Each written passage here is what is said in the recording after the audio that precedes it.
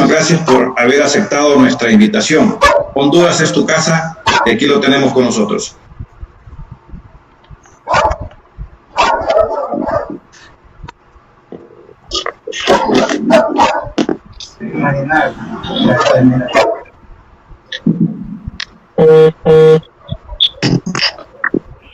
No le escuchamos, doctor. Creo que está sin micrófono.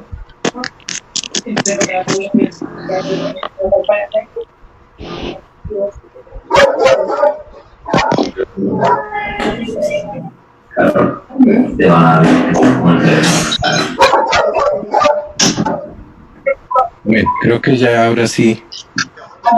Sí, le escuchamos, doctor. Adelante. Bienvenido. Bueno, primero que todo, muchísimas gracias al doctor Herrera por la presentación y por la gentil invitación que me hicieron para participar, para volver, así sea virtualmente, pero después poderlo hacer presencialmente y compartir con ustedes pues un tema que hoy está en el centro de atención en muchos países.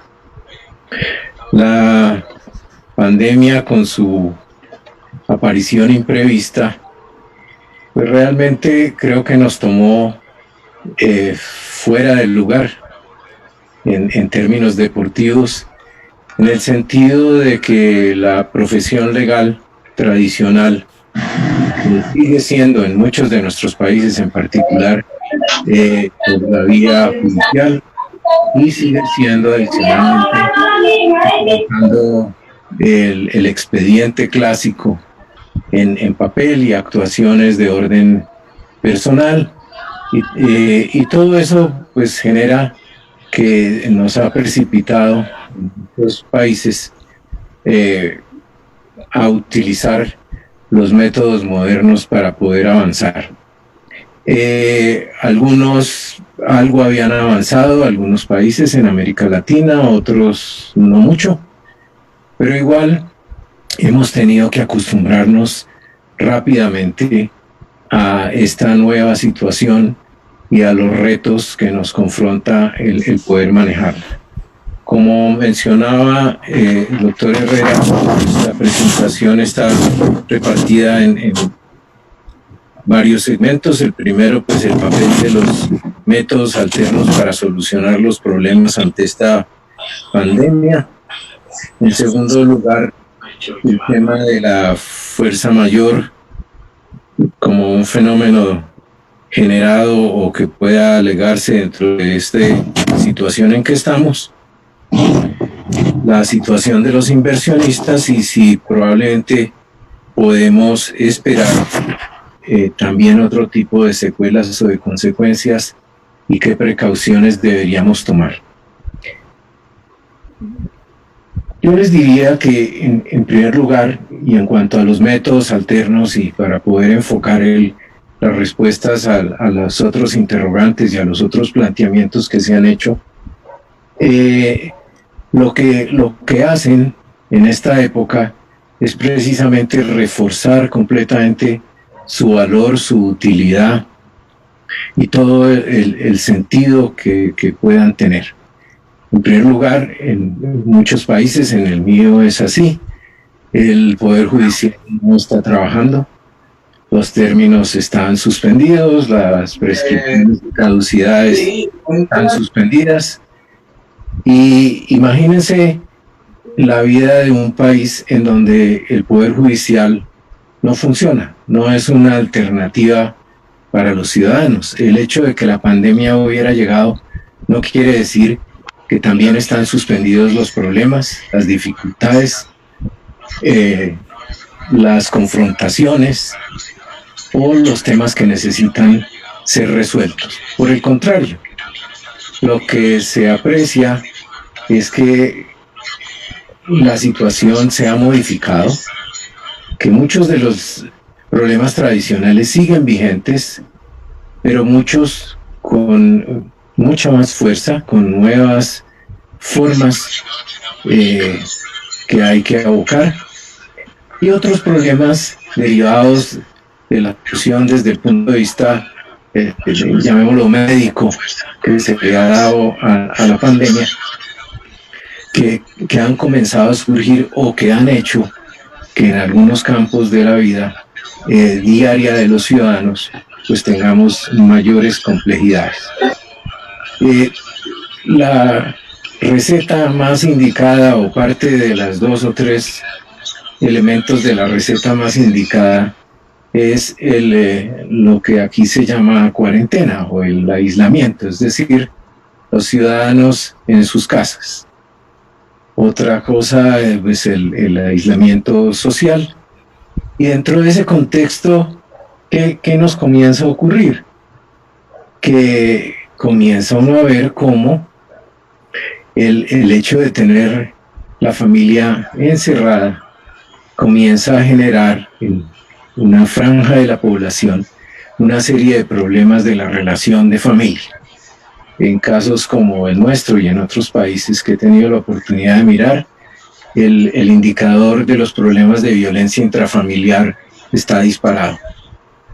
Y eso, sin escenarios donde manejarlo, pues ha dificultado muchísimo las cosas, en tanto convertido en un problema policivo y judicial que no se puede atender. Ese poder judicial y esas autoridades pues no están atendiendo. Dentro de ese mismo contexto, si comenzamos a explorar la situación en la que nos encontramos, pues resulta que los establecimientos fabriles, o sea, las fábricas, el comercio exterior, pues se encuentran cerrados, salvo la excepción de lo que son medicamentos y alimentos. Pues el grueso de la actividad económica de nuestros países se encuentra cerrado. ¿Qué comienza a ocurrir? Que la gente está utilizando, como les mencionaba antes, nuevas formas de desempeñarse, tratando de proteger el que las empresas se muevan y tratando de proteger el trabajo. Nos lanzamos al teletrabajo. Eso no es nuevo. Eso está hace mucho tiempo, pero nosotros estamos acostumbrados a otra cosa. No tenemos la disciplina y no tenemos la preparación para asumir el teletrabajo, y eso pues ha comenzado no solo a que las personas se resientan, sino también a complicar esa relación de trabajo de las personas que están embarcadas dentro de ese contexto, que lo que hace es sumar nuevos elementos de complicación. ¿Por qué? Porque los colegios y universidades están cerrados y están en varias partes del continente y el mundo, están también dando clases usando las mismas herramientas que usan en el teletrabajo. Y entonces viene la otra discusión adicional, es cómo manejar esa realidad de personas de la familia que tienen que trabajar por el sistema, pero los niños están al lado porque están intentando también estudiar por la misma vía, y terminan en que ni los unos ni los otros aprovechan, y por el contrario, es otro elemento adicional de conflicto entre la familia. Si sigue uno ahondando, ¿qué ha comenzado a surgir? Pues los países, los nuestros por lo menos, no están preparados desde la tecnología para poder cubrir las necesidades que la nueva demanda ha creado. Entonces, todos están intentando hacer teletrabajo, estudiar, el profesional independiente, tratando de llevar los negocios, pero los sistemas y la capacidad no está hecha para eso, y termina convirtiéndose en un nuevo problema que tenemos que abocar dentro de ese contexto. Y si ustedes ven esa sumatoria de circunstancias, más nuestra falta de aproximación a todas estas herramientas, haciendo la salvedad de que obviamente hoy la generación joven y los más pequeños incluso dominan todos estos elementos mucho más de lo que a nosotros nos correspondió hacerlo, pues hace que muchas veces, aunque se cuente con las herramientas, pues la verdad, poderlas manejar no resulta tan sencillo. Cuando se descubre, al estar actuando, como en mi caso, que yo hago la actividad como árbitro, manejar las audiencias arbitrales, las pruebas arbitrales, los laudos, los alegatos, etcétera, todos por la vía virtual, pues se vuelve complejo. Para eso la tecnología ha ido inventando una serie de recursos adicionales muy interesantes, pero sin duda hay que tomar un curso acelerado para poder aprovecharlos. Todo esto para decirles que si solo nos concretamos a lo que son, lo que se llaman las relaciones útiles, tenemos una variedad de escenarios importantísimos y valiosos que hoy no tienen la alternativa, insisto, de ir a lo judicial. Dentro de eso de las relaciones útiles, pues me refiero y solo mencionaré 3 o 4 que son fundamentales. Primero, pues las relaciones de familia. Ya les mencionaba la complejidad de la violencia intrafamiliar. En nuestro caso en Colombia, por ejemplo, les tocó emitir unas disposiciones y sacar del retiro unos cuantos jueces y unos cuantos comisarios de familia porque no había autoridad donde acudir. Un problema crítico, el tema de arrendadores y arrendatarios. La gente o ha perdido su empleo o porque es independiente o porque sus fuentes de ingreso pues no están garantizadas, o ha perdido el empleo. Las pérdidas de empleos en todos nuestros países son muy significativas. Y dentro de ese contexto no tiene cómo pagar el arriendo, con lo cual se ve abocado a tener que abandonar con su familia el lugar donde vive, lo que resulta bastante complejo. Pero por otro lado tenemos el propietario, que probablemente vive de la renta que percibe de alguien que ahora no le puede pagar. El número de controversias y de conflictos en esta materia son inmensos, pero no hay una autoridad donde solucionar o tratar de encontrarle una salida a ese problema. Mencionaba el doctor Herrera el tema laboral. El tema laboral es de una complejidad inmensa porque en la medida en que muchas de las empresas pues primero están cerradas, pero segundo no tienen la capacidad de aguantar un cierre muy prolongado, lo que comienza a ocurrir es el tema de que se terminan los contratos de trabajo o se comienzan a aparecer fórmulas en donde con algún pago menor o tratar de subsidiar durante un tiempo determinado los trabajadores, pero esos tiempos no son largos, no hay empresas preparadas para eso.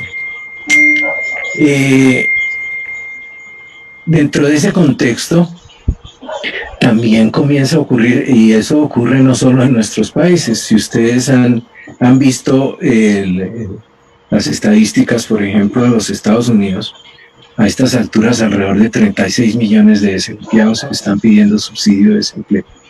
Entonces, allí en las relaciones de orden laboral se encuentran bastante complicadas, bastante enredadas, y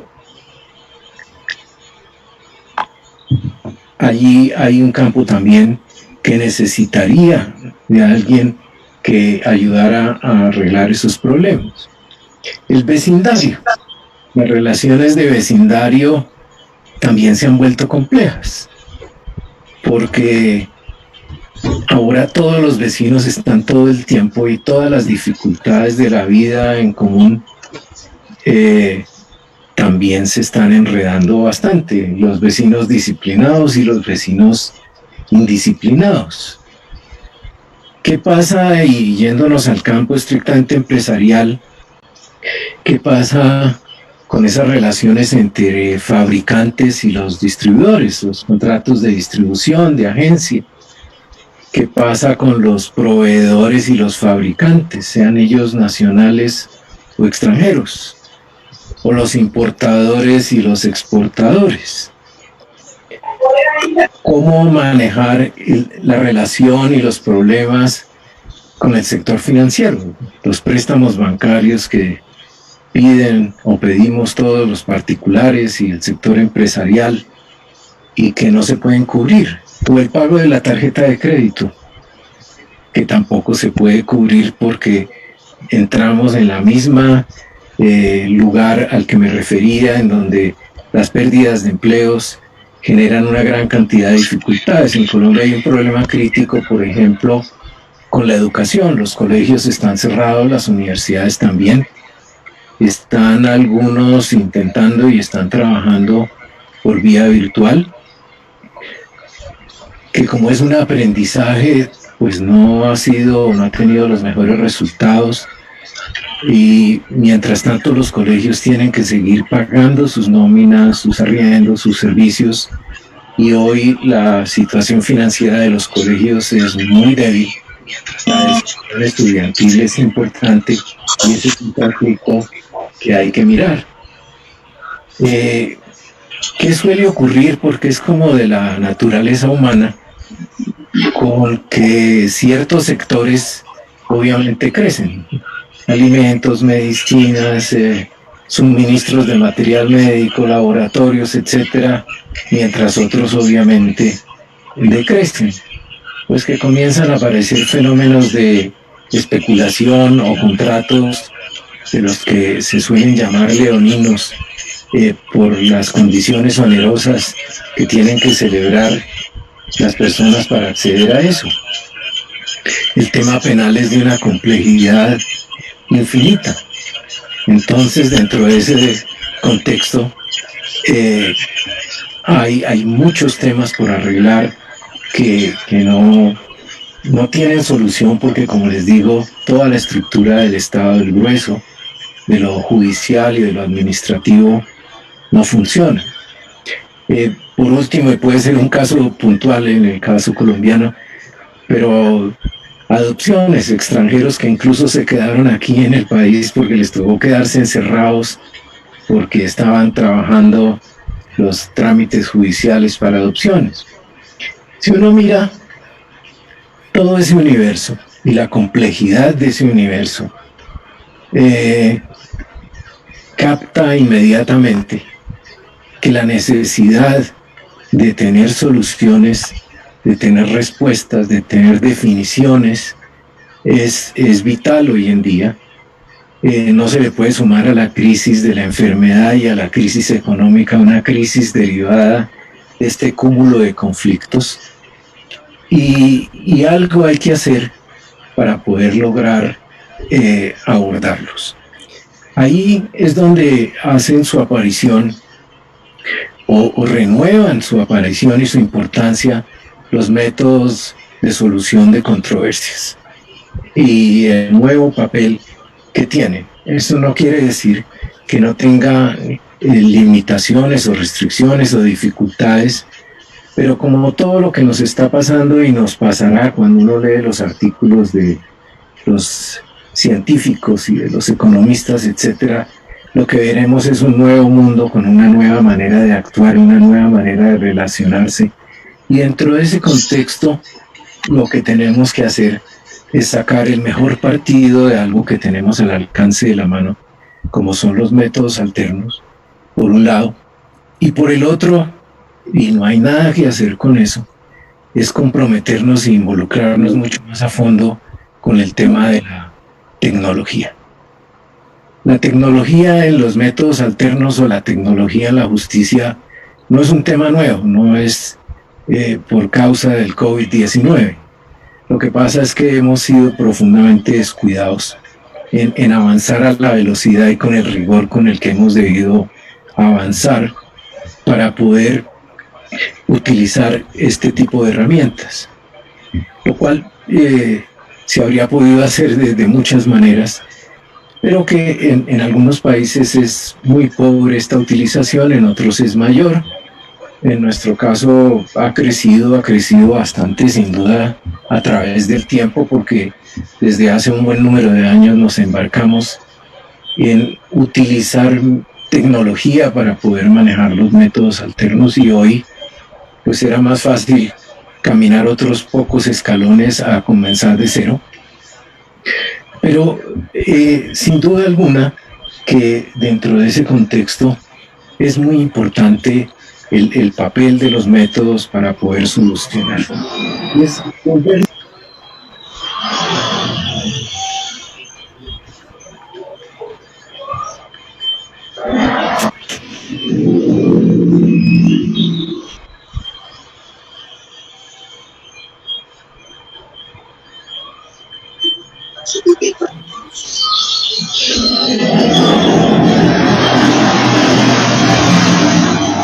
Años trabajando en esta alternativa, y eso nos puede llevar a que buena parte de todos estos problemas se puedan arreglar de una manera simple, sencilla y amistosa.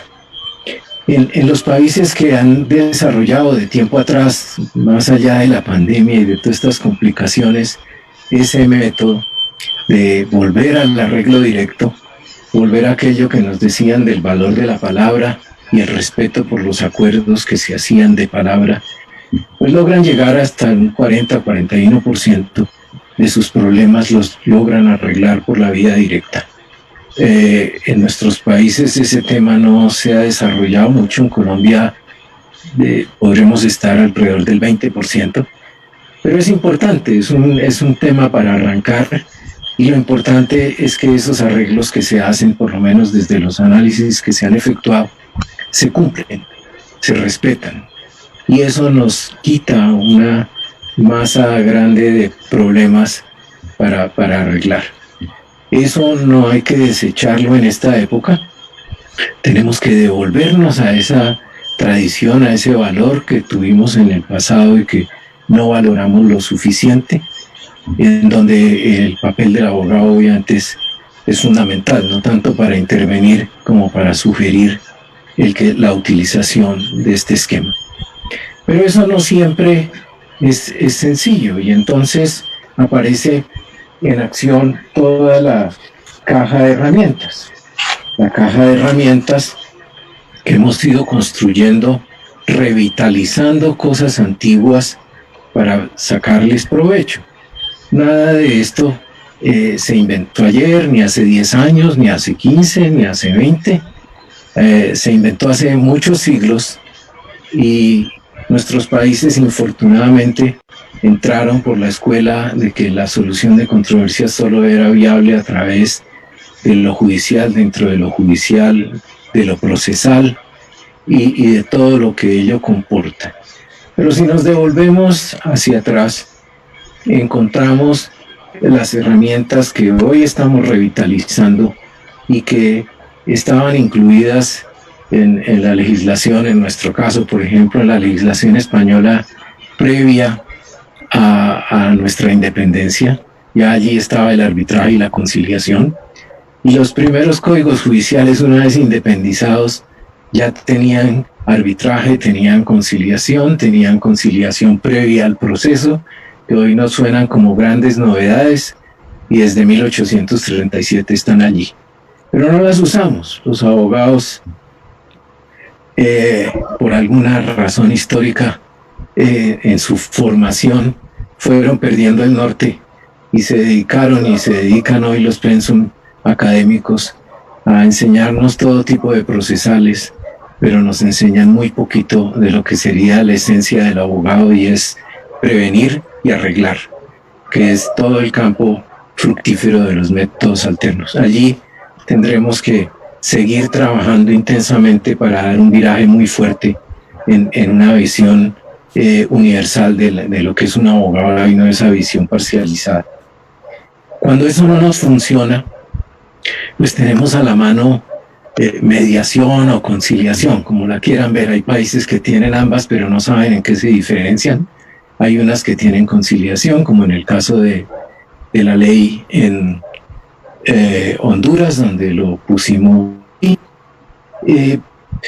En otras figuras intermedias que son entre conciliación y arbitraje, como es el caso de una amigable composición, en el caso colombiano, por ejemplo. Tienen arbitraje o tienen resolución por expertos o peritos, que es un tema que es muy valioso y que tenemos por allí abandonado. Normalmente el perito lo usamos como un técnico, un experto dentro del contexto de un proceso, de un arbitraje, pero muchas veces es tan simple que es llamar a un perito para que dé un concepto y no tenemos que ir a pleitos ni tenemos que ir a nada. Entonces, la verdad es que no solo son más vigentes que nunca todos estos métodos, sino que tenemos una multiplicidad de opciones para poder utilizarlas, el método adecuado para cada caso concreto de divergencia que nosotros tengamos. Y ustedes me dirán y estarán pensando, bueno, pero nos dijo que todo estaba cerrado, ¿cómo vamos a operar? Y ahí es donde hay que evolucionar y, como les digo, en algunos casos como en el trabajo que se hizo aquí en Bogotá o el que hice en Medellín o en otras partes, pues fue ir incorporando la tecnología. Y allí hay que distinguir dos cosas. Una, la utilización de tecnologías dentro del contexto de un trámite, y la otra es lo que se llama ODRs, o sea, Online Dispute Resolution, que es el manejo 100% de la solución de controversias por la vía virtual o usando vía virtual totalmente. Dentro de ese contexto, hoy hemos avanzado muchísimo. Ya les digo que cualquier joven le da a uno lecciones de cómo utilizar la tecnología. Pero la tecnología no es tan sofisticada como uno piensa que en principio, y esa es la reacción para tal vez no utilizarla,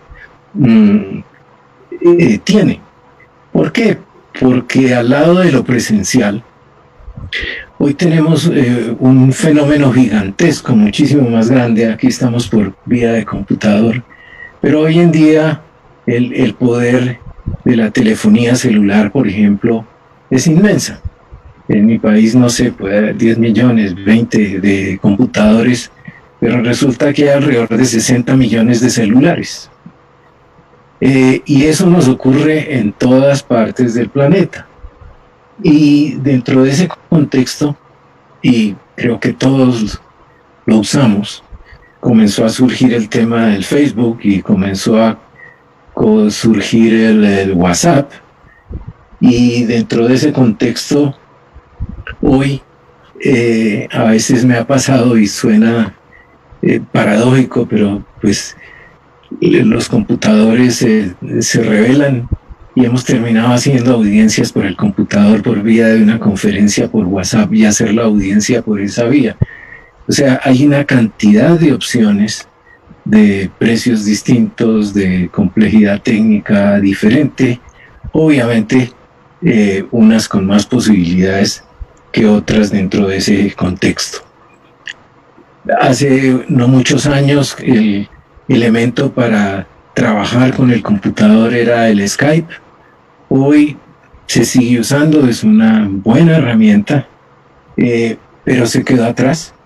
Se quedó atrás en la medida en que hoy esta conferencia, por ejemplo, se hace utilizando Zoom, pero también hay Webex y hay Teams y hay Google Groups, y entonces resulta que tenemos 4 o 5 canales técnicos con muchísimas posibilidades que antes pues no las brindaba tampoco Skype en sus orígenes, y que permiten el manejo de los métodos alternos por cualquiera de estas opciones, por cualquiera de esos canales, por cualquiera de esas posibilidades, insisto, ya con una cantidad de aditamentos de tipo técnico que permiten el que los árbitros puedan ver documentos en la pantalla, puedan también tener un número importante de personas en la pantalla, puedan practicar pruebas, puedan emitir sus decisiones y puedan manejar todo por esta vía, puedan hacer, y era de las últimas cosas que he estado mirando, era los cuartos ocultos, donde sin que las partes los vean y estando en el sistema retirarse a deliberar. Lo que a veces ha tocado hacer y lo he tenido que hacer porque no tengo esa herramienta, pero combinando Teams con la red de WhatsApp, pues ha tocado tener el cuarto oculto en la red de WhatsApp y las audiencias por la vía de Teams. Pero lo que quiero significar es que no solo tenemos métodos alternos, sino que hoy, frente a esta limitación, tenemos también una gran cantidad de opciones para aprovechar de los métodos alternos como una herramienta para solucionar todos esos problemas que, como les digo, cada vez son más crecientes en la medida en que nuestra cuarentena se prolonga y se complica. Pues tenemos allá a la mano una gran cantidad de posibilidades que nos permiten trabajar esa problemática, la tradicional, pero además de la tradicional, nos permite, dentro de ese contexto, pues abordar la solución de las diferencias que este día a día nos están presentando. Y es obvio, y nada de este universo que les estoy planteando es simple. El habernos abocado a cambiar de herramienta, a cambiar de manera de arreglar nuestros temas, de transitar por los arbitrajes, por los distintos métodos alternos, pues también trae nuevas complejidades. Complejidades que solo en lo tecnológico pues pueda ocurrir que las partes que están interviniendo no tengan la misma capacidad técnica, y entonces tenemos que la imagen se pierde, el sonido no es bueno, la señal se va, una gran cantidad de temas de esos, porque es obvio que la diferencia entre capacidades pues no es igual. Hay unos mínimos que se requieren para poder garantizar que ciertas cosas funcionen, no de la manera más sofisticada y costosa, pero sí que funcionen de una manera que nos permita abordar la labor dentro de ese contexto. Hay también muchos déficits de cobertura, de tecnología, o también ocurre, y es frecuente encontrarlo, que hay gente que maneja bien la herramienta, hay gente que es superlativa en el manejo de la herramienta y hace con ella y aprovecha sus ventajas, pero también hay otros que francamente pues no logran acceder o no logran manejarla, y eso también los distancia de poder utilizarla.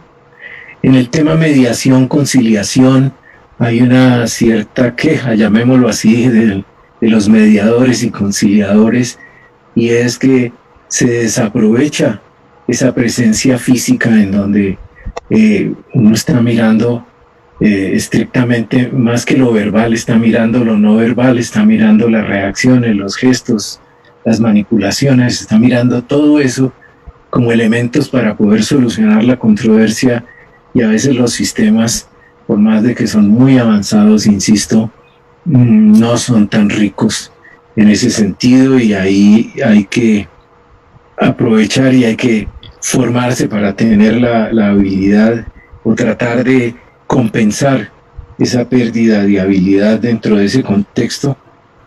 Y como estamos en el mundo de los abogados, y abogados sin artículo no existe, lo virtual nos ha traído también grandes discusiones jurídicas. En mi país pues hay la gran discusión de que la firma de la sentencia y la firma de la providencia, y si la notificación y el edicto y el emplazamiento y el estado y el traslado, y resulta que esos son temas muy antiguos que están superados, en donde desde las normas que se hicieron para la compraventa Internacional de Mercaderías y una serie de tratados internacionales sobre contratación electrónica, pues nos han explicado y han establecido qué se entiende por firma, qué se entiende por escrito, qué se entiende, qué y cuándo se entiende surtida la notificación.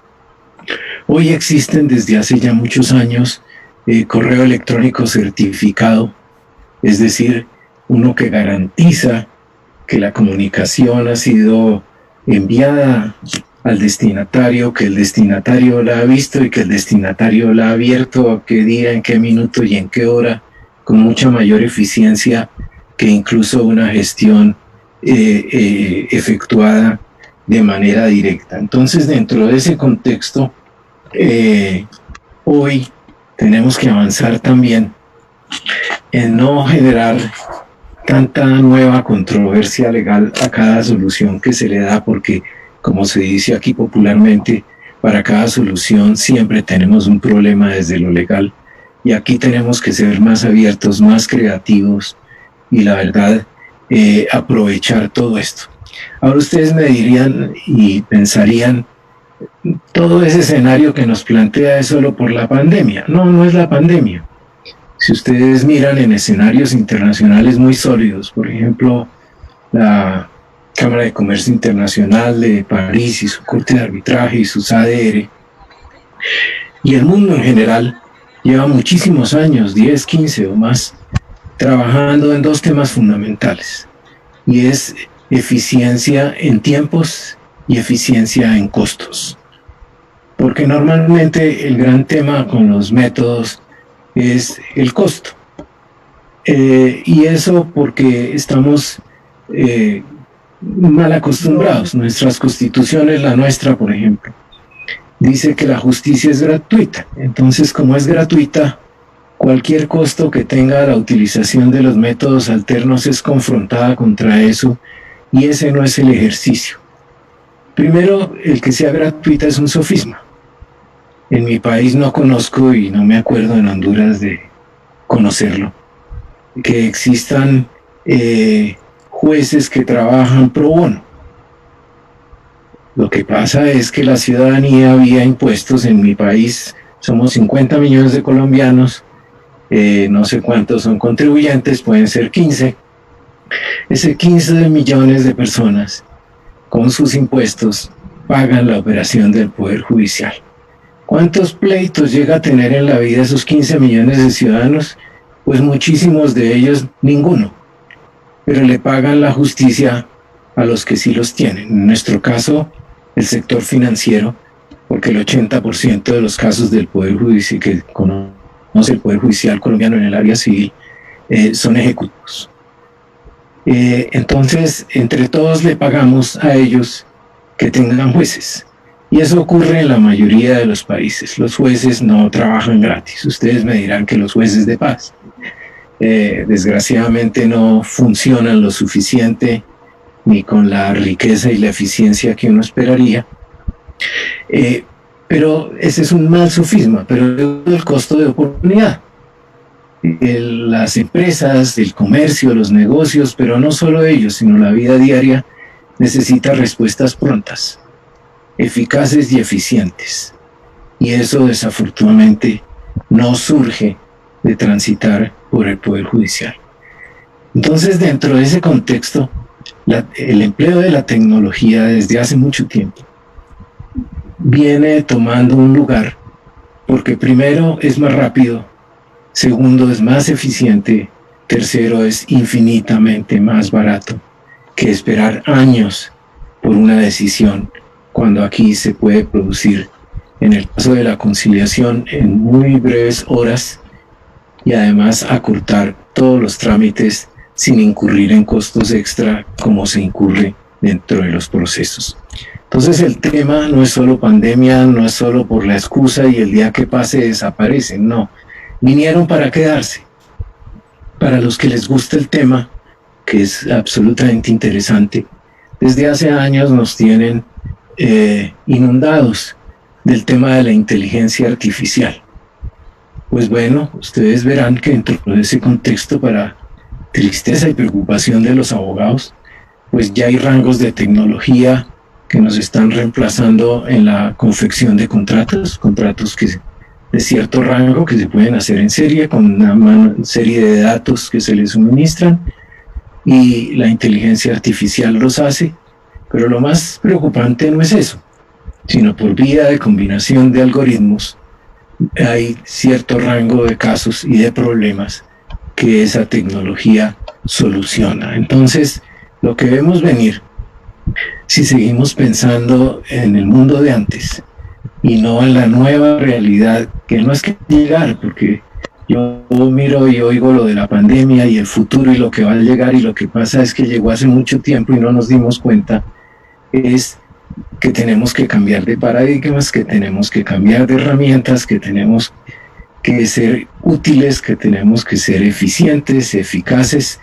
y en eso la utilización no solo de los métodos, sino la utilización de los métodos por vía tecnológica es un imperativo.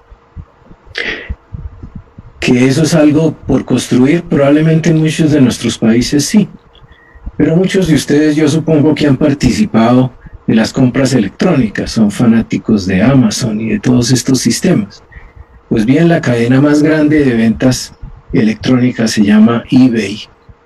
eBay pues tiene unas cantidades astronómicas de operaciones de ventas en el mundo. ¿Cómo soluciona las controversias que surgen? Con un sistema electrónico que está compuesto por dos módulos. Uno es una chat, y si el chat no funciona, pues viene una segunda instancia que puede ser un amigable componedor, puede ser un arbitraje, puede ser cualquiera de estos otros elementos. Pero para sorprenderse a uno, algo más del entre el 80 y 85% de las diferencias que tienen en esta red se solucionan vía chat de manera directa entre el usuario y la empresa. Es decir, lo que queda para solucionar por otras vías se vuelve residual. Eso no es de hoy, no es de ayer, es de hace muchos años, y lo mismo están utilizando estas grandes redes de comercialización de elementos, que es la que está de moda. Entonces fíjense cómo no podemos huir de este imperativo, de esta presencia de la tecnología, ni la presencia de los métodos tradicionales como el arreglo directo, ni de los métodos alternos, que lo que tenemos es que darles más oportunidades de arreglo directo. Si ustedes ven, en algunos países hay contratos, y en el mundo hay contratos, cada día más son contratos electrónicos. ¿Les suena acuerdo que el día que haya un problema tenemos que imprimir todo lo que está electrónico para poder ir a presentarnos ante un juzgado o un tribunal arbitral con un pleito de papel que al final habrá que digitalizar para volver a subir a la red, que es donde está su habitáculo común? Pues no tiene lógica. Lo que pasa es que la realidad nos atropelló y seguimos cómodos nosotros en la visión clásica de este problema. Dentro de ese contexto que les estoy diciendo y les estoy señalando, cuando surge la pandemia, quizás inmediatamente los abogados, que somos una maravilla, el primer tema y la primera propuesta y la primera hipótesis que ponemos sobre la mesa es fuerza mayor. La pandemia es una fuerza mayor.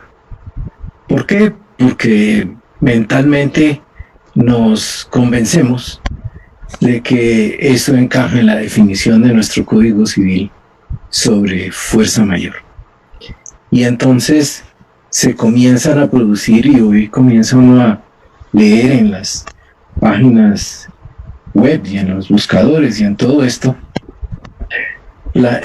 análisis, estudios, no hay precedentes, pero sí comentarios, artículos, etcétera, sobre si la pandemia se puede o no catalogar como una fuerza mayor, y esa segunda parte a la que voy a entrar rápidamente. Y no hay una regla. Aquí el abogado pierde parte de su esencia porque no hay artículo.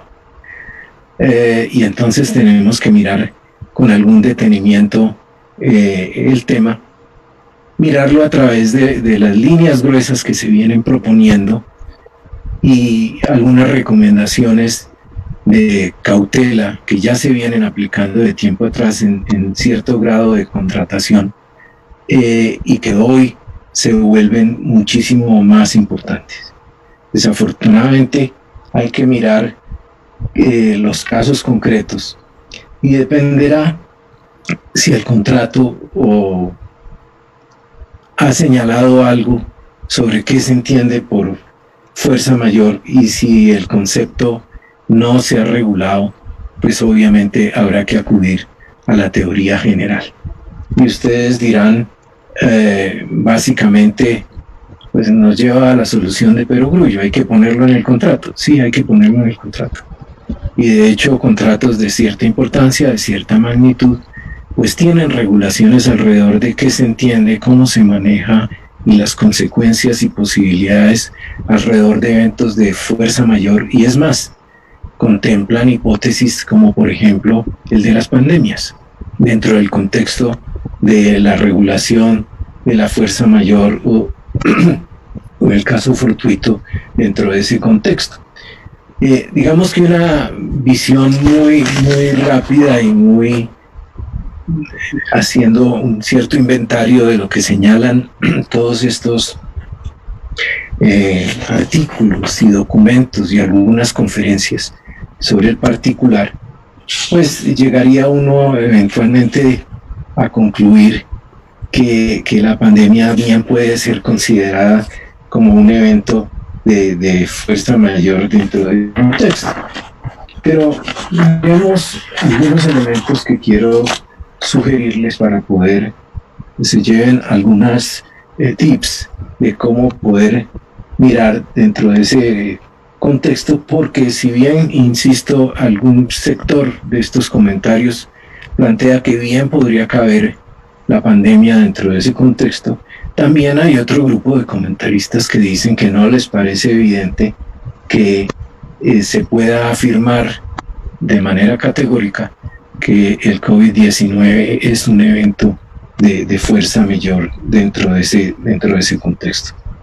Primero, porque todos comprenden, y los que me escuchan y están en el ejercicio entienden que el concepto de fuerza mayor pues no es un concepto simple, y más allá del concepto acreditarlo no es simple, y esto es aplicable a esta hipótesis de la pandemia.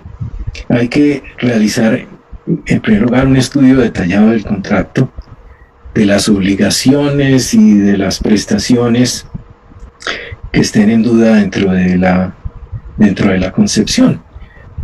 Hay una serie de elementos de orden objetivo. Por ejemplo, parecería ser que obviamente el COVID es un hecho natural imprevisible. Esa circunstancia imprevisible del COVID ha determinado el que los estados produzcan una serie de medidas, o sea, actos de autoridad competente, los llamaríamos, que tienden a contrarrestar, ayudar a solucionar la problemática. Y es obvio que esos actos de autoridad competente derivados de una circunstancia imprevista pues se tornan en actos de autoridad competente que también revisten la categoría de imprevistas. Pero tendríamos que ir afirmando que será fuerza mayor en tanto lleguen a paralizar la persona, la empresa, el sector industrial del que depende el cumplimiento de la obligación. Es decir, que será caso fortuito cuando, a pesar de que la actividad se pueda llegar a desarrollar, una de las partes está imposibilitada de cumplir. Dentro de ese contexto, como les señalaba, yéndose al contrato, habrá que mirar si hay una estipulación expresa de la distribución de riesgo, que suele ser hoy frecuente incluir en contratos de cierta entidad, para señalar si se estableció que alguna de las partes asumía o no el riesgo de fuerza mayor, caso en el cual obviamente esta parte no va a poder aducir fuerza mayor en tanto contractualmente ya se comprometió a asumirlo, y eso hace que por un lado hay que revisar el contrato, pero por el otro el que está contratando pues también tendría que tener en un momento dado esa previsión. Dentro de ese orden de ideas siguen siendo elementos fundamentales el hecho de ser irresistible, el de ser imprevisible, el de ser un hecho externo o ajeno al deudor, y dentro de ese contexto digamos que los elementos básicos de la fuerza mayor están allí presentes. Pero en algunos sistemas, incluso como posibles ejemplos de fuerza mayor, como se lo mencionaba antes, está incluido el tema de las pandemias. Ahora, dentro de ese orden de ideas, dentro de esa secuencia de lo que sería la fuerza mayor dentro de este contexto, pues no siempre se encuentra que lo que ocurre al final es un hecho irresistible o un hecho imprevisible, sino que lo que ocurre es que las prestaciones se vuelven más onerosas. Ya les señalaba al comienzo cómo vemos fenómenos de especulación. Entonces, el cumplir en este entorno en el que nos encontramos se vuelve más costoso, pero sí se puede cumplir. Y allí tendríamos que entrar en otro terreno que en algunos sistemas se trata más a través de la teoría de la imprevisión. Es decir, nosotros hacemos un contrato sobre unas bases y estructuras en lo económico y en las obligaciones. Se podría llegar a cumplir a pesar de la orden de autoridad competente o de la aparición de la pandemia del COVID-19, pero el costo sería tan alto que no habría margen de utilidad, y aún en muchos eventos lo que generaría es pérdida. Y allí pues no habría una fuerza mayor o un caso fortuito, sino que lo que ocurriría es la eventualidad de la aplicación de la teoría de la imprevisión, que lo que propugna es no por dar por terminado o por eximir a una de las partes del cumplimiento de sus obligaciones, sino por el contrario, lo que llevaría y lo que se le pediría a un juez o a un árbitro es que nos acompañe en restablecer el equilibrio económico del contrato. Algo que con frecuencia se presenta en la obra pública, y es el pedir restablecer el equilibrio económico del contrato. Por lo menos en los casos de obra pública colombianos con bastante frecuencia, o casi que siempre está dentro de ese contexto una petición de ese estilo, más que trabajar lo de la fuerza mayor o el caso fortuito. Y total, que les mencionaba que es importante para los contratos que se están celebrando o se vayan a celebrar, porque para tristeza de todos, o por lo menos para la mía, cada vez que escucho, y esta mañana escuchaba una conferencia de orden científico y de orden económico, el COVID-19 no acabará ni siquiera cuando aparezca la vacuna, sino que nos va a acompañar durante una buena cantidad de años en nuestra vida. Total, que es importante que en la nueva contratación se tengan en cuenta estos elementos. ¿Por qué?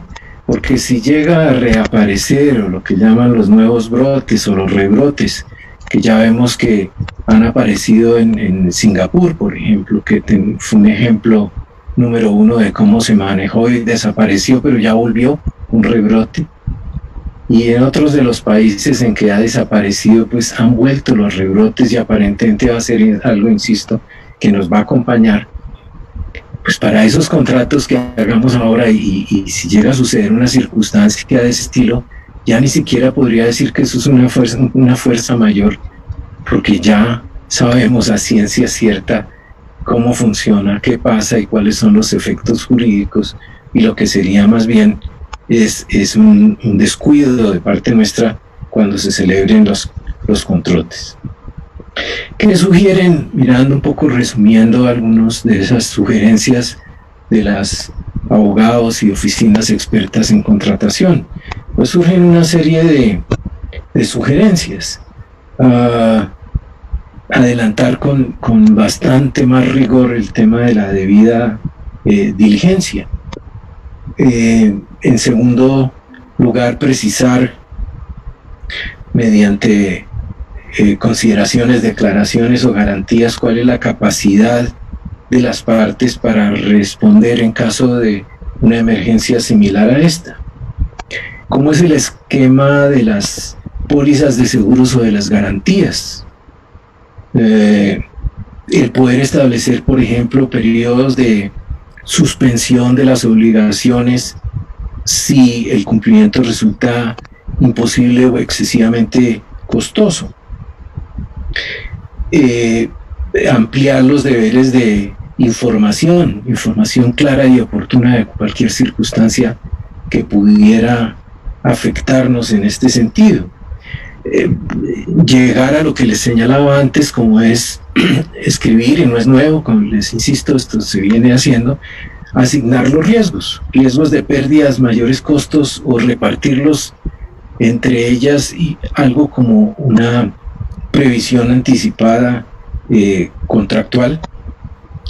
Establecer condiciones resolutorias, por ejemplo, en caso de que se presenten estas hipótesis, o exoneraciones o reducciones de responsabilidad para eventos como estos, o establecer posibles escenarios de terminación anticipada del contrato por causas que les impidan a las partes el poder cumplir con sus obligaciones. Es decir, hay una serie de conductas, hay una serie de precauciones que deberíamos, primero, nos sirven hoy día para analizar los contratos que tenemos y las problemáticas que tenemos para ver si encajan o no, si están resueltas o no en el contrato, y si no lo están, poder aterrizar en el análisis de la fuerza mayor como ese hecho irresistible, imprevisto, que me permite o me impide cumplir con mis obligaciones.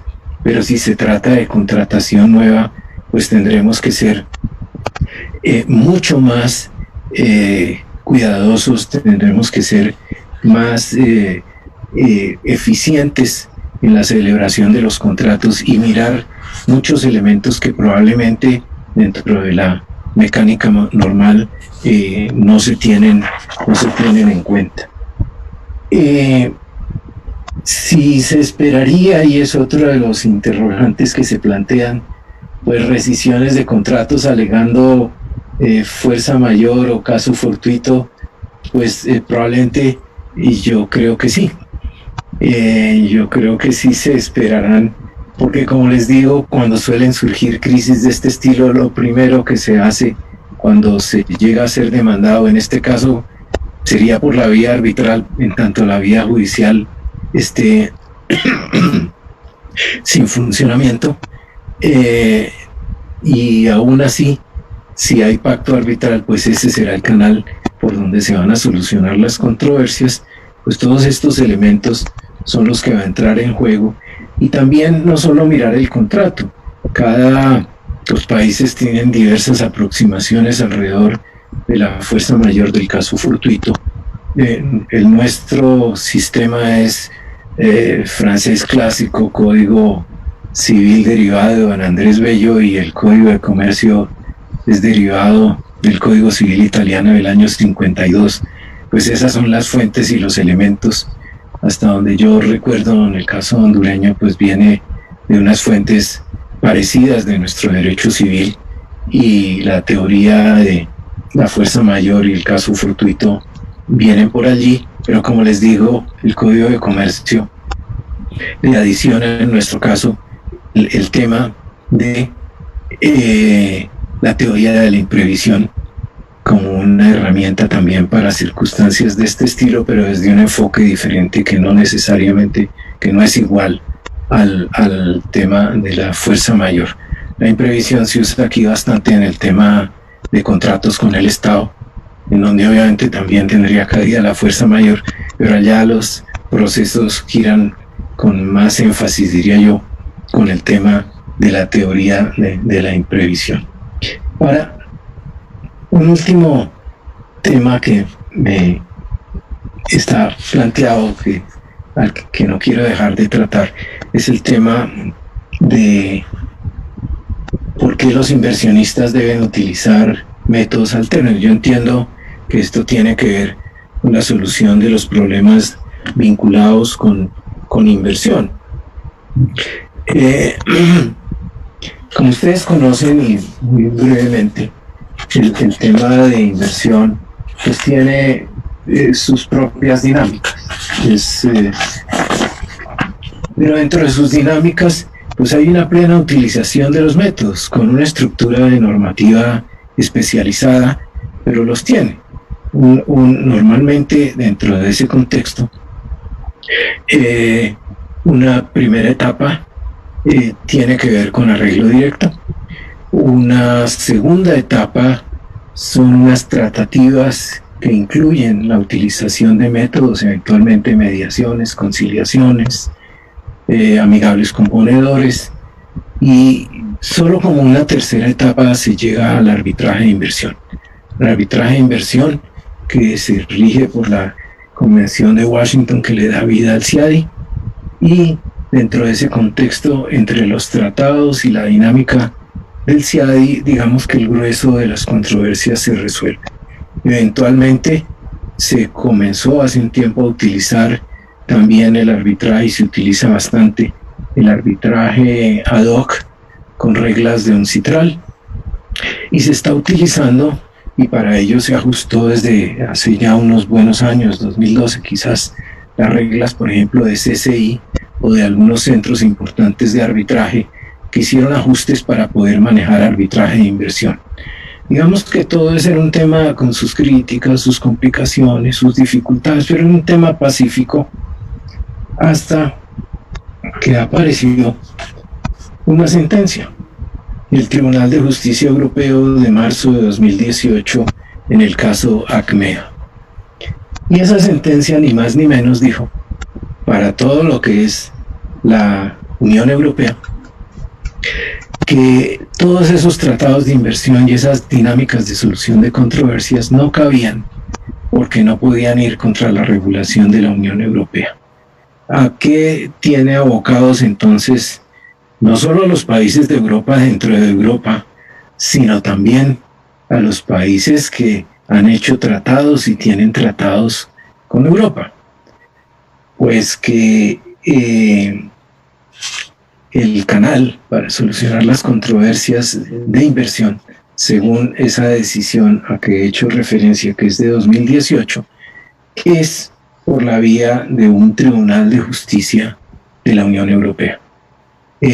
Eso hace muy pocos días, entre otras, el 5 de mayo, o sea, ayer, firmaron 23 estados de la Unión Europea un acuerdo para la terminación de los tratados bilaterales de inversión en el seno de la Unión Europea. Es decir, que van a desplazar los tratados, van a desplazar la dinámica que se venía utilizando para en adelante utilizar ese Tribunal de Justicia que va a manejar lo correspondiente al tema. Entonces, digamos que el arbitraje ha tenido una importancia grande en materia de inversión, lo sigue teniendo. Nuestros países, pues todos de una manera u otra, estamos en los 3 escenarios a que les hice mención. La mayoría estamos en el sistema de CIADI que opera en Washington, algunos con casos en UNCITRAL, unos pocos en CCI, pero el grueso, insisto, de ahí. Pero ahora en esa confrontación con el sistema europeo, pues tenemos este problema. Ahora, una última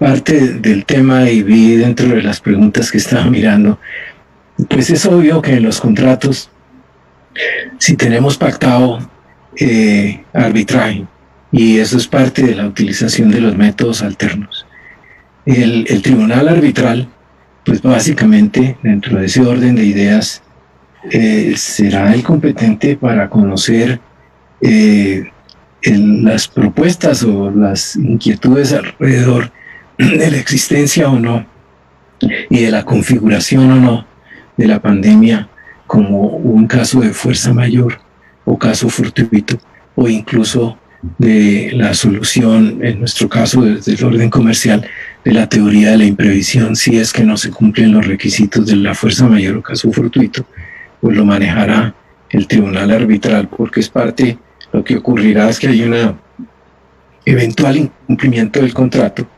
derivado o bien de esas circunstancias o bien derivados de un acto de autoridad que ha sido emitido en función de tratar de regular o contrarrestar o coadyuvar a soluciones derivadas de los problemas de la pandemia. Entonces, dentro de ese contexto, el arbitraje, ya les digo, la mayoría de los comentarios que he estado recabando de autores peruanos, argentinos, chilenos y colombianos, cuya síntesis transversal es la que les he presentado, pues indudablemente ninguno excluye la participación del arbitraje, y por la vía de un pacto arbitral, o si llegare a ser el caso, por la vía de bien sea una cláusula compromisoria o bien porque se celebre un compromiso. Este es mucho más complejo, porque es obvio que cuando los problemas ya están sobre la mesa, llegar a un acuerdo para llevar arbitraje un problema no suele ser sencillo, no suele ser fácil. Desde luego que la alternativa judicial, que en la mayoría de nuestros países es muy prolongada, en ese sentido a quien ha incumplido le da ventajas en materia de lo dilatado que es. Pues de alguna manera pues hay muchos que no aterrizan en la solución. Pero el arbitraje nos brinda, en mi entender, y cuando uno vende el arbitraje a la comunidad, a los estudiantes, a los abogados, en fin, a los empresarios, pues le hace referencia a una serie de ventajas. Ventajas que a veces pasan a ser desventajas, pero hay una que sí es muy importante, que hay que cuidar, porque para mi gusto personal es el gran valor agregado, y es el poder tener un juez especialista. Y un juez especialista en contratación, que la contratación de hoy ya no es la contratación tan simple como antes, y en los escenarios que les he puesto sobre la mesa pues es muy complicada, incluso requiere de jueces especializados. Nuestros jueces de la justicia ordinaria, normalmente por la carga de trabajo que tienen y por las rutinas, y me refiero al caso colombiano para no mortificar a nadie, ya les decía que en un 80% o algo más se dedica a hacer procesos ejecutivos. Hay un porcentaje, un 5 o 7%, se dedican a hacer algo que en otros países los hace la autoridad de policía, que es hacer lanzamientos. Y a la hora de la verdad, temas de fondo, procesos de fondo, pues les queda un porcentaje muy pequeño, que transita en el tiempo de una manera muy tortuosa, y que en el caso de la contratación con el Estado, donde usamos, por ejemplo, la jurisdicción de lo contencioso administrativo, que aquí en Colombia es tomada del modelo francés, pues una discusión contractual con el Estado en las instancias que tiene le puede demorar a uno entre 10 y 13, 14 años para poder terminarla aún hoy día. Entonces ustedes entienden que eso versus las opciones de los métodos alternos, más la especialidad que se puede aportar al escoger realmente árbitros que sean especialistas, y el cuidado que tienen que tener los centros cuando hacen listas de que sus árbitros sean especialistas, pues sigue siendo una opción válida, sigue siendo una opción importante. Con esto, pues terminaría yo. Me pasé algo del tiempo que me habían otorgado, pero no importa, estoy atento a resolver algunas de las preguntas que habíamos conversado. Gracias, muy amables. Muchísimas gracias, doctor. Hay una serie de preguntas. No sé si en alguna ocasión vi que dio respuesta a alguna de las interrogantes que estaban ya por escrito y que habían hecho los compañeros abogados que están pendientes de su exposición. La primera, ¿qué hacer si se ha pactado arbitraje institucional y el reglamento del centro no regula la virtualidad, sino que por el contrario exige la comparecencia personal y la realización de las audiencias en las instituciones de dicho centro, en las instalaciones de dicho centro? Bueno, yo sí estaba viendo aquí las preguntas en el chat, pero yo pienso que ese no es un obstáculo, ¿no es cierto? Yo creo que el obstáculo es más mental que otra cosa, por una elemental razón. Si yo me voy a la ley, perdónme un segundo, si me voy a la ley de Honduras, dentro de lo que se señala ya en el capítulo en donde se rige el tema de los centros de conciliación, de los centros de arbitraje, hay una configuración muy amplia en donde hace responsable al centro por dotar, por ofrecer la infraestructura necesaria para poder manejar un trámite arbitral, ¿sí? ¿Qué es la infraestructura necesaria para manejar un trámite arbitral? Pues puede ser que trabajemos con papel y lápiz, pero puede ser que trabajemos con tecnología, eso no cambia para nada. De otra parte, los centros, la dinámica del manejo de los centros, una inmensa ventaja, no necesita un artículo de una ley porque tiene sus propios reglamentos que estructura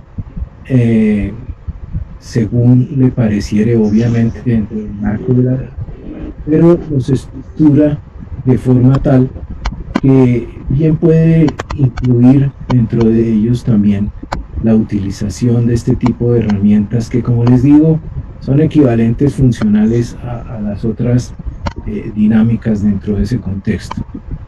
Indudablemente es mejor tenerlo que no tenerlo. En nuestro caso colombiano, en la ley 1563 en el año 2012, escribimos un artículo muy extenso que incluye todas las opciones del trámite arbitral desde el comienzo hasta el final, es decir, desde la solicitud hasta el laudo. Está amparado por una norma que dice que todo se podrá hacer virtual y los reglamentos tienen previsto en consecuencia un trámite virtual, pero ustedes me dirán, allá está el detalle de lo virtual. No necesariamente está puesto todo, pero está puesto la opción y está puesto el uso de herramientas. Reglamentos incluso virtuales, per se, lo que yo les decía que son los Online Dispute Resolution, existen sin necesidad de una norma.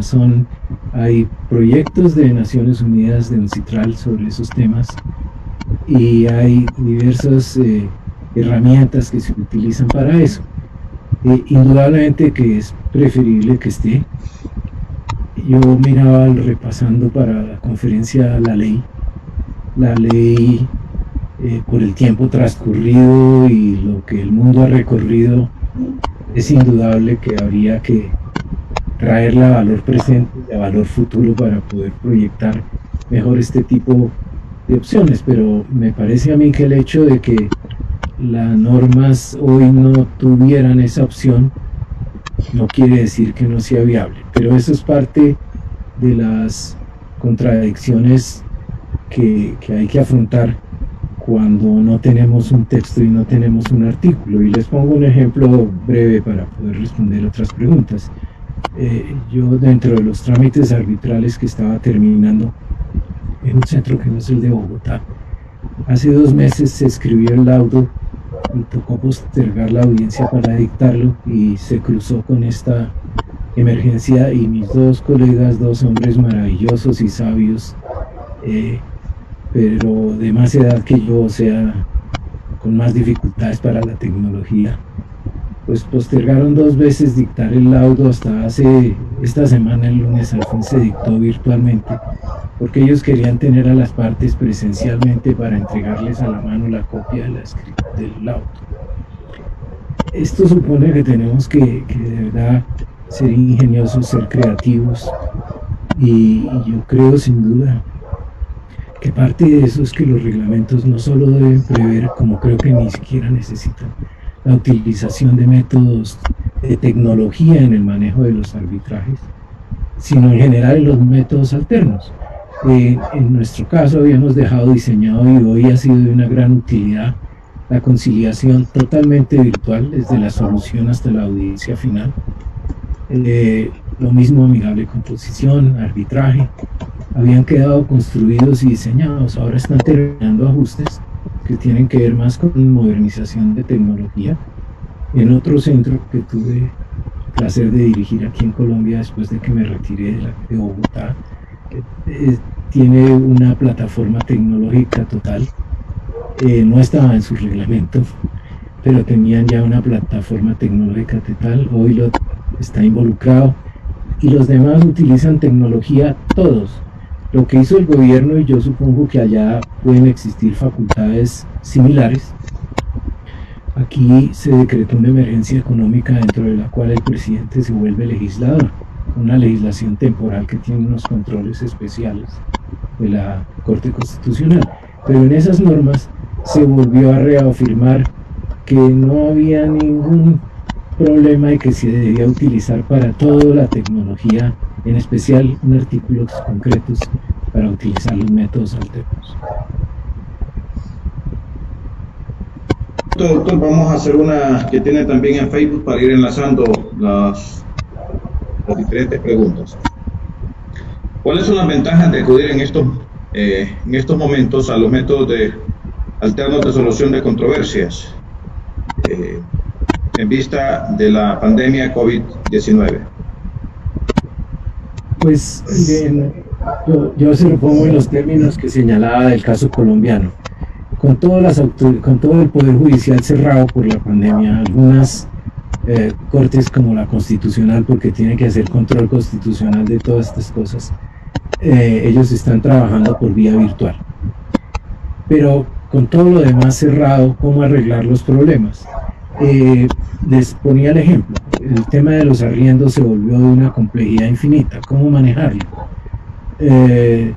Pues afinó un poquito porque las líneas gruesas estaban listas. Conciliación por vía virtual para tratar de negociar o de que las partes, arrendador y arrendatario, lleguen a acuerdos sobre, reducir los arriendos o postergar los pagos, cambiar las condiciones. Esa línea está trabajando, y quien quiera mirar ejemplos concretos de arbitraje nacional, internacional y conciliación, en la página web del Centro de la Cámara de Comercio de Bogotá, en la página web de la Cámara de Comercio de Medellín, allá encuentran toda la descripción, el detalle, el trámite, y todo va por vía virtual. ¿Eso qué hace? Es más, otra línea que yo quiero intensamente porque soy el papá de esa criatura, es la conciliación en equidad, que es conciliación gratuita para gente que tiene la posibilidad de acudir a conciliación. Toda esa se está haciendo virtual. ¿En dónde se hace? En barrios alejados, sin recursos, etcétera, y se hace virtual. Entonces hay unas grandes posibilidades de los métodos.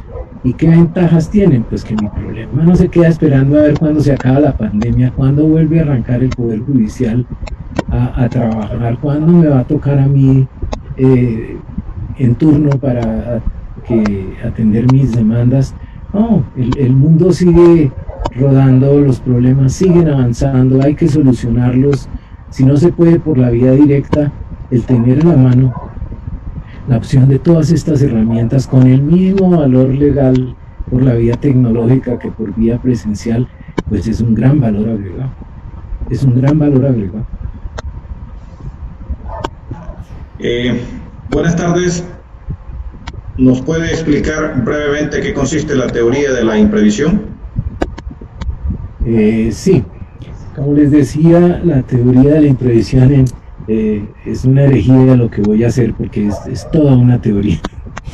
Pero en síntesis, porque así está retratada en un artículo del Código de Comercio colombiano, lo que quiere significar es que cuando las condiciones, especialmente del equilibrio económico, del equilibrio de las mutuas prestaciones de un contrato, se vuelven excesivamente onerosas, de forma tal o desaparece mi rentabilidad o incluso me generan pérdida, yo lo que puedo pedir no es que terminen el contrato, sino que el juez, porque esto se maneja judicialmente, o el árbitro, porque también se le puede pedir a un árbitro, lo que se le pide es que establezca el equilibrio contractual. ¿Eso qué quiere decir también de una manera muy resumida? Pues que si yo había calculado que mi margen de utilidad era 10% y voy a tener una pérdida del 10%, pues quiere decir que estoy sufriendo un impacto del 20%. Pueda que eso, visto todo el contrato, visto el escenario, pues no sea excesivamente oneroso. Pero ese es el análisis que tiene que hacer el juzgue. Yo demandando y demostrando eso, y el juez analizar si el impacto de la circunstancia que surgió no lo hizo imposible que yo cumpliera. Yo le puedo entregar casos concretos, los tapabocas, los ventiladores, ahora que hablamos ese es el lenguaje del COVID, que necesitamos para la salud. Bueno, valían 10, 15 mil dólares, hoy piden 80 mil. Eso, ¿cómo lo manejo?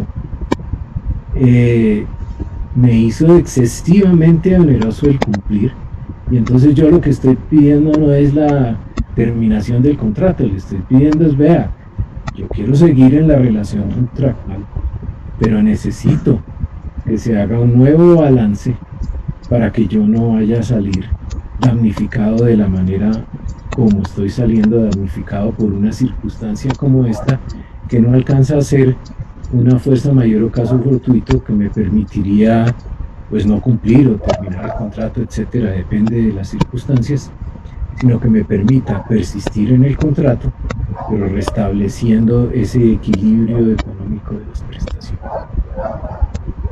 Otra pregunta, doctor. ¿Cómo consideraría usted la posición del deudor que incumple el pago por caída total de sus ingresos alegando fuerza mayor, si no hay cláusula que hable de fuerza mayor?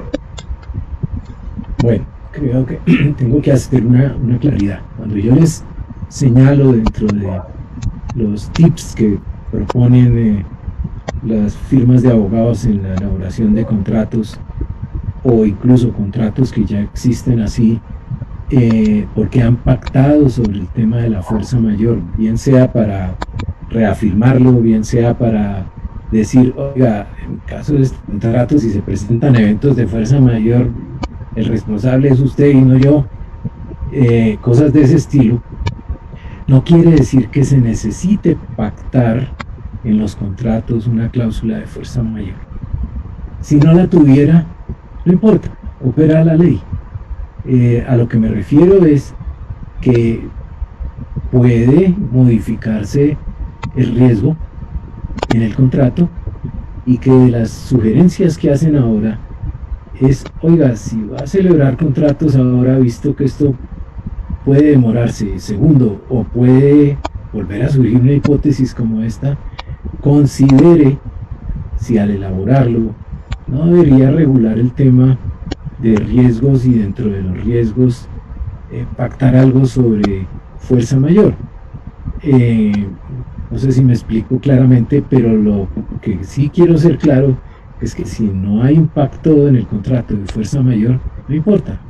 Allá están en el Código Civil o en el Código de Comercio. Normalmente en el Código Civil está una disposición que regula el tema de la fuerza mayor, no importaría. No lo excluye, yo igual la puedo alegar. Dice, ¿qué hacer si se ha pactado arbitraje institucional y el reglamento del centro no regula la virtualidad, sino que al contrario exige la comparecencia personal y la realización de audiencias en las instituciones de dicho centro? Ah, pues esa es una buena pregunta y le voy a poner un ejemplo. En un centro X hace 3 años, eh, un abogado, uno de los árbitros, no era de la ciudad y creo que no fue nunca a las audiencias porque siempre estuvo virtual. Pues ese señor lo llevaron al comité disciplinario de ese centro y le impusieron una sanción por no haber ido. Eso les muestra un poco que tenemos que hacer una evolución mental absolutamente gigantesca. Porque olvídense de la pandemia, como les decía, problema de eficiencias de tiempos y eficiencias de costos. Hoy en día es bastante frecuente, aquí en Colombia por lo menos, que hay un buen número de centros, pero hay 5 o 6 grandes que manejan arbitraje. Pero los árbitros no necesariamente son de la ciudad.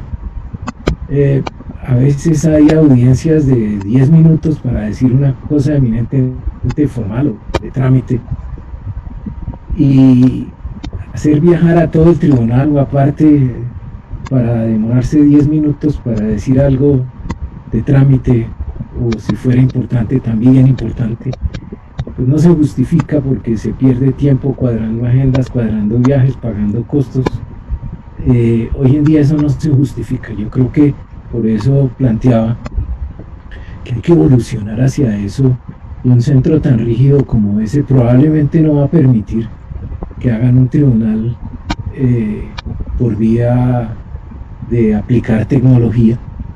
No me refiero ni siquiera a algo más sofisticado que es hacerlo todo por vía virtual, pero ni siquiera usar tecnología, pues la verdad es algo que hay que reconsiderar, que hay que modernizar y que hay que vivir no en el mundo del futuro, porque ese ya nos atropelló, sino tratar por lo menos ponerse en el mundo de hoy.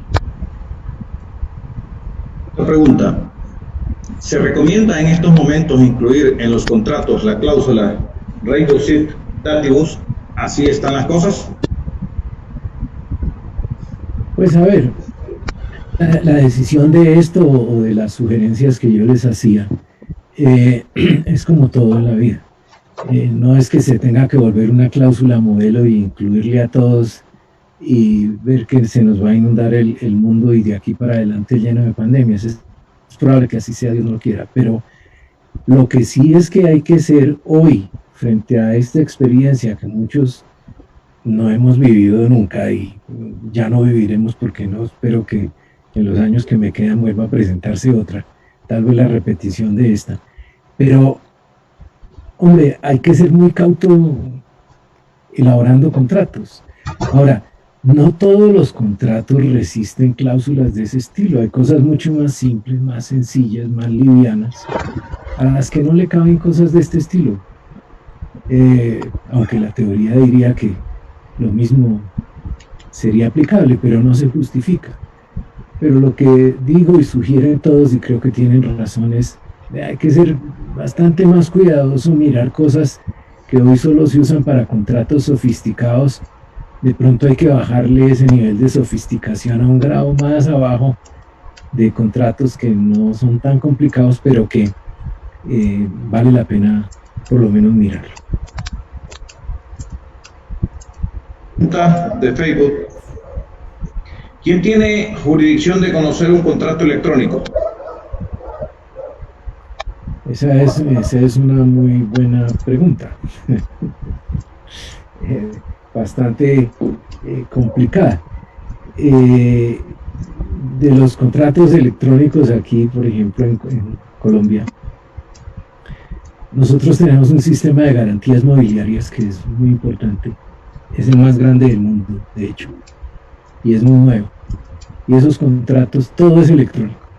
El contrato, los registros, todas las huellas. Tienen juicios ejecutivos y tienen potencialidad de usar métodos alternos de solución de controversias. Como les digo, el problema es que hay que construirle un reglamento al arbitraje. En ese experimento nos duramos 6 años. Se hizo un reglamento modelo que al final no sirvió para nada porque lo inundaron de código general del proceso y una cantidad de cosas por fuera de contexto. Y ahí se quedó y no se ha utilizado. ¿Qué les toca hacer? Pues sí, bajar a papel y ir a los jueces ordinarios. ¿Y quién conocería de los recursos de una decisión de un tribunal arbitral virtual? En este caso, pues sería el juez colombiano, en nuestro caso, los que la ley estatutaria que rige el arbitraje señala que son o los tribunales superiores de distrito judicial o la Corte Suprema o el Consejo de Estado, depende. En casos internacionales sería bastante más complejo porque tendría uno que mirar cuál es la ley que rige el contrato, ¿cierto?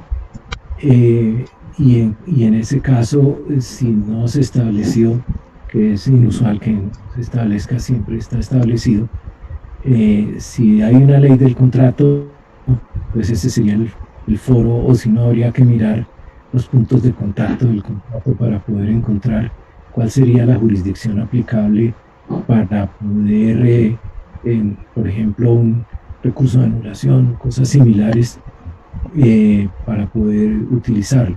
Ahora, como yo les señalaba, la gente es más inteligente que los abogados. Y ya les dije que, por ejemplo, en lo que es eBay, que es el mayor contratador en el mundo de ventas electrónicas, el 80% lo arregla directamente quien compró por la vía de un chat que tiene abierto un canal que es institucional para arreglarlo, y por la vía de un chat en cuestión de minutos arreglan el 80-85% de las diferencias. El resto pues usan arbitraje o desisten del tema, o, en fin, pero la gente vuelve bastante a las cosas más simples, que es utilizar herramientas de ese estilo. El chat por vía de celulares o por vía electrónica se utiliza mucho para arreglar los problemas en la vida práctica. Vamos con otra consulta. Buenas tardes, abogado. ¿Se podrá solucionar un conflicto contractual por arbitraje aun cuando no esté pactado en el contrato? Sí, recuérdense y mirando la ley, que ya pueden encontrar la referencia, al arbitraje se llega por el pacto arbitral. El pacto arbitral es un concepto genérico que da lugar a que las partes lleven a arbitraje la solución de una controversia, que puede ser por 2 vías: una cláusula compromisoria, y es la cláusula que tradicionalmente está al final del contrato, es la última, la penúltima, o de las últimas por lo menos, en donde se pacta llevar las controversias a arbitraje. Pero hay otra posibilidad, y es que las partes no hayan pactado arbitraje, pero decidan, incluso cuando ya tienen el problema encima o antes de tenerlo, decidan que quieren ir a arbitraje. ¿Qué opciones tienen? 1, modificar el contrato, incluyéndole una cláusula, o 2, si es que no quieren hacerlo o la controversia surge y no tienen una cláusula compromisoria, es celebrar un contrato de compromiso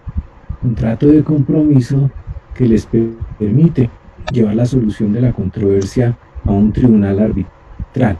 Es toda una utopía porque hoy en día pues prácticamente la mayoría de los contratos lleva cláusula compromisoria, o muchísimas la llevan, pero lo que nació primero en el mundo fue el compromiso. Eso viene desde el derecho romano.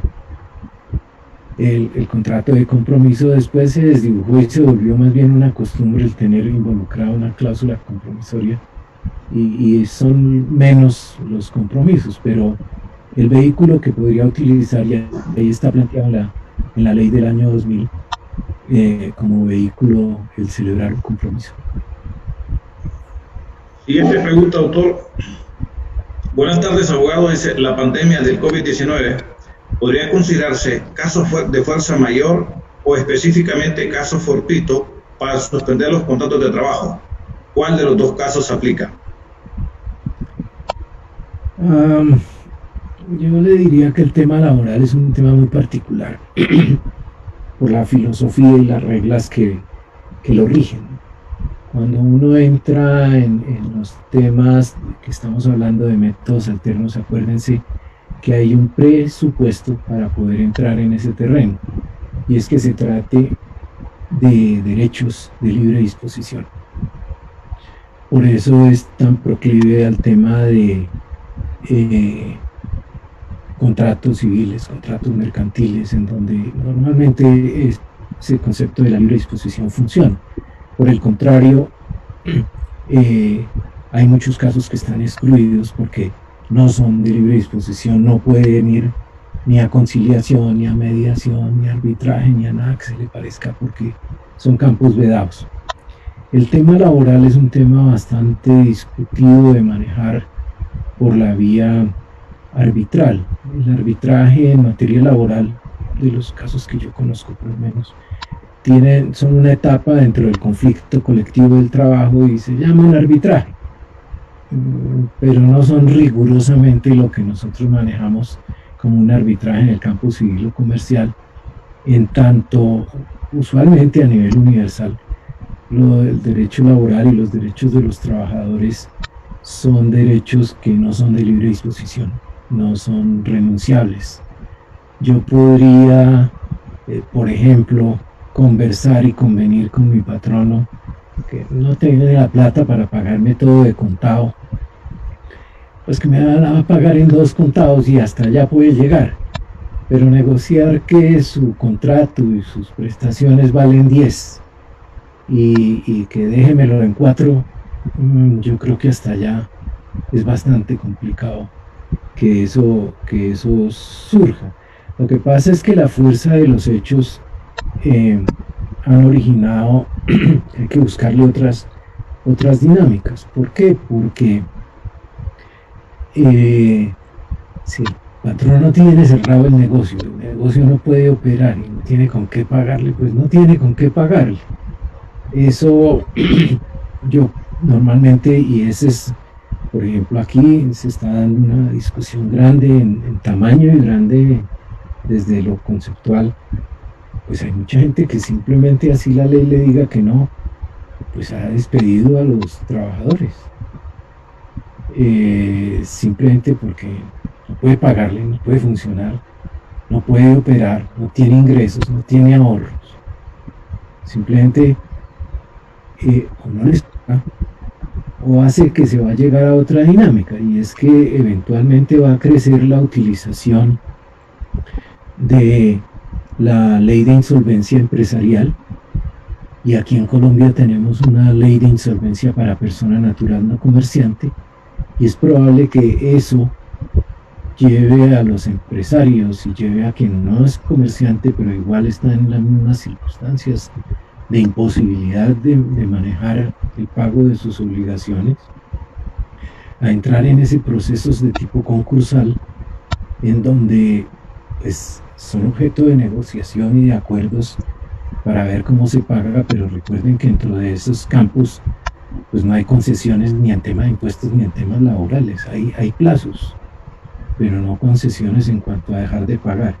Y en los despidos, como les digo, suspender los contratos o darlos por terminados por motivo del COVID-19 me parece que es una aventura arriesgada, desde la perspectiva de que después va a ser revisada o es posible que sea revisada frente a una demanda ante la jurisdicción laboral, en donde esas actitudes pues generan consecuencias. La última pregunta, doctor. Buenas tardes. ¿En qué lugar se desarrolla el arbitraje en caso de incumplimiento de un determinado servicio, compra vía Internet, si ninguna de las partes acordó el lugar donde se desarrollará el mismo en relación contractual? Sí, como les mencionaba antes, no es muy común que no se diga cuáles son las normas que van a regir el contrato, porque normalmente se suele incluir alguna, y esa sería la que jalonaría. Si no, y ese es un problema, digamos, de cierta complejidad de derecho internacional privado, básicamente, y es que habría que encontrar el contrato con que los puntos de contacto que llaman los internacionalistas, que nos lleven a definir al final, por las circunstancias de cuándo, cómo se celebró, dónde se hizo la prestación, qué reglas tiene aplicables, etcétera. A partir de ese juicio de valor, de ese análisis, se pueda llegar a la conclusión de encontrar cuál es el lugar en donde se habrían de resolver las diferencias o las controversias relacionadas con ese contrato, en lo cual pues resulta a veces bastante complejo. Bueno, muchísimas gracias a los participantes, a usted, doctor Bernal, muy agradecido, de verdad, infinitamente agradecido por haber compartido con nosotros el día de hoy esta conferencia, por haber dicho presente siempre a la solicitud que hace el Centro de Conciliación y Arbitraje del Colegio de Abogados. A los participantes, gracias por estar pendientes, hemos tenido buena participación y eso es muy bueno. Doctor, quedamos con usted pendientes para tomarnos el café cuando usted venga aquí a Honduras. De verdad, muchísimas gracias por habernos acompañado el día de hoy. Sus palabras finales, doctor. Muchas gracias. Buenas tardes. Buenas tardes.